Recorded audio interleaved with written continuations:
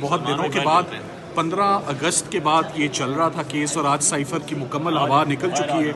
4 घंटे के आज दलाइल होने के बाद सुप्रीम कोर्ट के 3 जजेस ने प्रोसिक्यूशन को बहुत टफ टाइम दिया है। ऑफिशियल सीक्रेट्स एक्ट का इतलाक ही नहीं होता, कोई फॉरेन पावर इससे बेनिफिट किसी ने नहीं लिया। वो कहते हैं कि साइफर बाहर आया ही नहीं है। सो सारे का सारा केस बुरी तरह से कलैप्स हुआ है और इमरान खान साहब और शाह महमूद कुरैशी साहब की फाइनली आज जमानतें हुई। सलमान साहब क्या रिहाई अमलन होगी भी, क्योंकि केसेस और भी बहुत ज्यादा हैं? देखिए, पूरी कोशिश होगी, वकील की कोशिश होती है केस लड़ना, वो आज हमने कामयाबी से लड़ लिया और अल्लाह ताला अब ट्रायल की क्या जो चूंकि रोजाना की बुनियाद पर जारी है, अब उसकी क्या नौयत रहेगी? जो पॉइंट्स और ऑब्जर्वेशंस इसमें आ गई हैं, उन ऑब्जर्वेशंस के बाद ट्रायल का मजीद चलना, क्योंकि आज के जो दलाइल थे वो जमानत के लिए कम और केस खत्म करने के लिए ज्यादा थे। मेरा ख्याल है साइफर केस में आज कुछ बचा ही नहीं। जो बानी चेयरमैन है इमरान खान साहब, उन्होंने टिकट्स डिसाइड कर ली है। तो क्या पार्टी की मुहिम को वो लीड करेंगे शाह महमूद कुरैशी साहब? मुहिम को लीड करेंगे शाह महमूद कुरैशी साहब? इंशाल्लाह जी, बिल्कुल। देखिए,